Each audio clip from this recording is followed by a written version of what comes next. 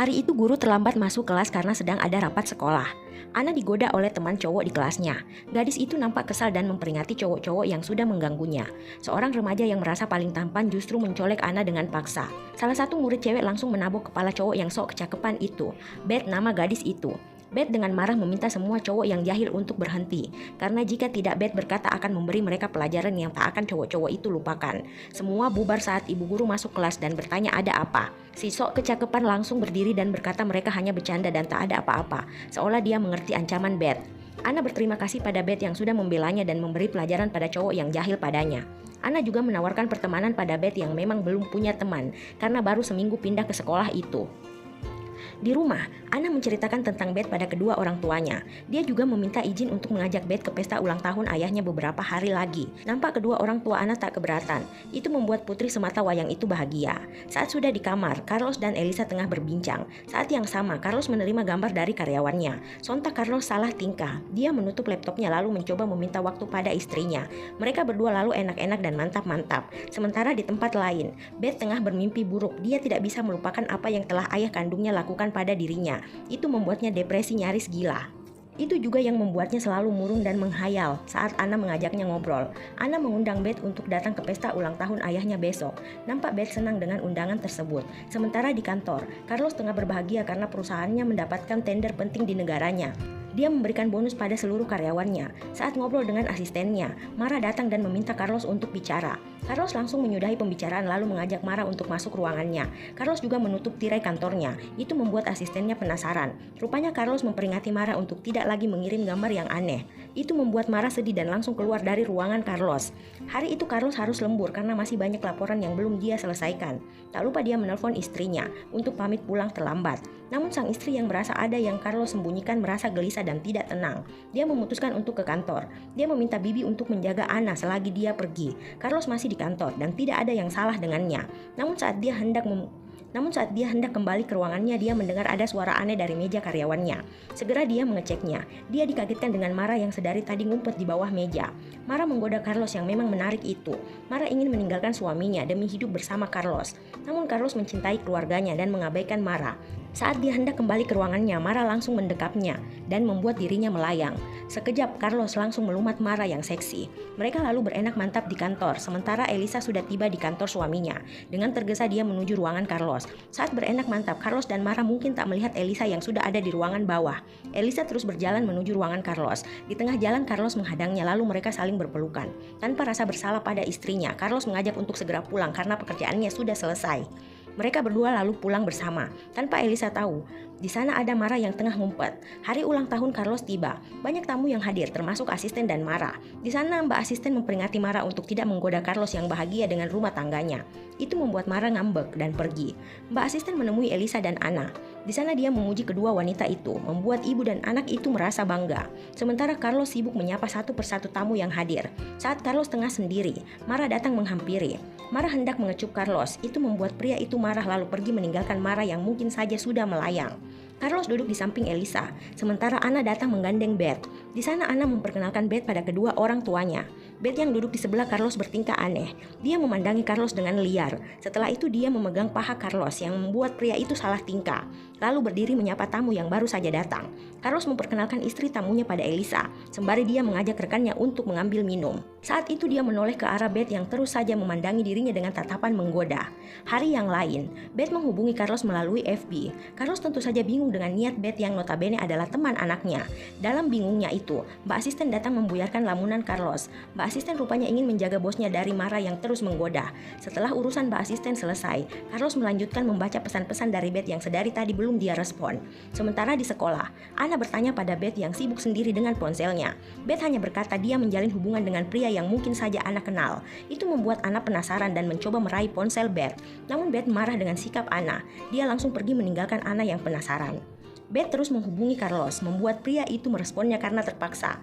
Dia juga berkata Beth sudah dianggap anak olehnya, karena Beth adalah kawan Ana. Namun Beth ingin hubungan lebih. Dia mengirimkan Carlos gambar tanpa sehelai benang. Itu membuat Carlos bingung. Di saat yang sama Elisa menelpon bertanya suaminya kapan pulang. Yang dijawab Carlos akan segera pulang. Carlos benar-benar terlihat bingung. Kebingungannya itu pun sampai di rumah. Merasa bersalah pada Elisa, dia lalu memberikan istrinya sentuhan lembut yang tentu saja membuat Elisa melayang karenanya. Keesokan harinya di kantor, lagi-lagi perusahaan Carlos berhasil memenangkan proyek. Itu membuat dirinya dan seluruh karyawan senang. Di saat yang sama, Mbak Asisten menegur Mara yang terus melihat tanpa kedipan pada Carlos. Mara yang kaget langsung menerima panggilan dari ponselnya. Saat di ruangannya, Carlos mendapat pesan dari Mara kalau Mara akan mengundurkan diri karena akan fokus pada rumah tangganya yang hampir saja hancur. Di saat berikutnya, Beth menghubungi Carlos dan mengajak berenak mantap virtual. Carlos nampak setuju dan mereka lalu melakukannya. Namun itu terhambat saat salah satu karyawan masuk ke ruangan Carlos. Sempat Beth merasa bete dengan putusnya sambungan telepon dari Carlos. Namun beberapa saat kemudian, mereka berdua melakukannya. Carlos asik berusaha mengeluarkan. Di luar ruangan, Mbak Asisten khawatir apa yang dilakukan bosnya di ruangan yang tertutup tanpa celah. Salah satu karyawan lain berkata, mungkin Pak Bos ketiduran karena capek. Namun mereka salah, bos mereka sedang berada di puncak-puncak untuk keluar. Dan akhirnya keluar juga. Beth sukses membuat Carlos melap dengan tisu. Di sekolah, Beth pamit pada guru karena sakit perut. Namun itu hanya modus. Rupanya dia dan Carlos tengah saling teleponan sambil membuat melayang. Setelah sama-sama puas, Beth pamit untuk kembali ke kelas. Rupanya di luar toilet, Anna yang polos membawa air minum dan obat agar Beth tidak sakit perut lagi. Beth yang jago akting dengan senang hati memeluk Anna yang begitu baik padanya. Sementara Carlos juga keluar toilet restoran. Hari itu dia mengabaikan Elisa yang menunggunya makan siang bersama. Saat hendak makan, Carlos menerima pesan dari Beth. Itu membuatnya keringat dingin di hadapan istrinya. Beth belum bisa melupakan kejadian buruk dalam dirinya. Itu yang membuatnya selalu mimpi buruk. Saat dia terbangun, sahabatnya Martha datang. Martha sengaja berkunjung untuk memastikan keadaan Beth dan mengingatkan Beth untuk terus minum obat jika merasa gelisah. Rupanya keduanya memiliki hubungan yang sangat dekat, bahkan bisa dikatakan sepasang kekasih. Mungkin bisa dibilang begitu, karena terlihat dari apa yang mereka lakukan. Hubungan Beth dan Carlos semakin memanas. Dimanapun dan kapanpun mereka saling melampiaskan rasa. Bahkan Beth tak malu melakukannya terus-menerus di toilet sekolah. Saat malam hari, Beth mengirim gambarnya bersama Anna. Dia ada di rumah Carlos. Itu membuat ayah Anna segera pulang dan memastikan Beth tidak akan berkata apa-apa pada Anna dan istrinya. Carlos sangat gelisah dengan kehadiran Beth di rumahnya. Saat dia masuk ke dalam rumah, Beth langsung menyapanya. Elisa juga mengajak suaminya untuk makan bersama. Saat tengah ngobrol, Beth menggoda Carlos dari bawah meja. Itu membuat Carlos tidak nyaman, apalagi saat Elisa tengah memeluknya. Carlos merasa canggung. Dia juga langsung meninggalkan meja makan saat Beth menyentuhnya. Elisa meminta anak-anak untuk makan banyak sembari dia menyusul suaminya ke kamar. Carlos semakin gelisah. Malam itu dia tidak bisa tidur. Dia memutuskan untuk mengambil air untuk menenangkan diri. Namun dia melihat ada obat di meja. Rupanya itu obat Beth. Hari itu dia nginap bersama Anna. Carlos meminta untuk menyudahi hubungan mereka yang tidak nyata. Beth tentu tidak mau. Dia malah mengancam Carlos akan memberikan video Carlos saat melayang karenanya pada Anna. Itu membuat Carlos emosi. Namun Beth tidak peduli dan kembali ke kamar Anna. Carlos sangat-sangat tertekan dengan ancaman Beth. Hari yang lain, Beth meminta Carlos untuk menemuinya di hotel. Kebetulan hari itu Mbak Asisten mengonfirmasi kalau Carlos ada meeting penting dengan klien di hotel yang sama dengan Beth. Sempat bingung, namun Carlos memutuskan untuk menemui Beth setelah meeting selesai. Ini pertama kali mereka bertemu berdua. Di sana Carlos menunjukkan pada Beth kelaki-lakiannya. Dia membuat Beth tak berdaya dan lelah. Setelah itu dia pergi begitu saja. Namun hari-hari yang lain mereka semakin sering bertemu dan melakukannya. Entah itu di mobil atau di hotel, tak mereka pedulikan. Namun Carlos mencari tahu obat apa yang diminum oleh Beth. Dia mendapat informasi kalau obat itu adalah antidepresi. Dia mulai mencuri tahu keseharian Beth karena merasa ada yang aneh dengan gadis itu. Namun hasrat untuk terus bersama Beth terus ada. Dia dan Beth terus saja bertemu dan melakukannya. Saat Carlos dan Elisa tengah selesai berdoa, Carlos mendapat pesan dari Beth yang memintanya bertemu. Beth membawa teman yang akan dikenalkan pada Carlos. Pria itu segera pamit pada istrinya. Dia mengira teman yang dimaksud Beth adalah Anna putrinya. Dalam perjalanan, Carlos terus meminta Beth untuk tidak memberitahu Anna tentang hubungan mereka. Saat sampai di kamar, Carlos lega, rupanya teman yang Beth maksud bukan Anna melainkan Martha. Di sana Beth meminta Carlos untuk bermain bersama Martha.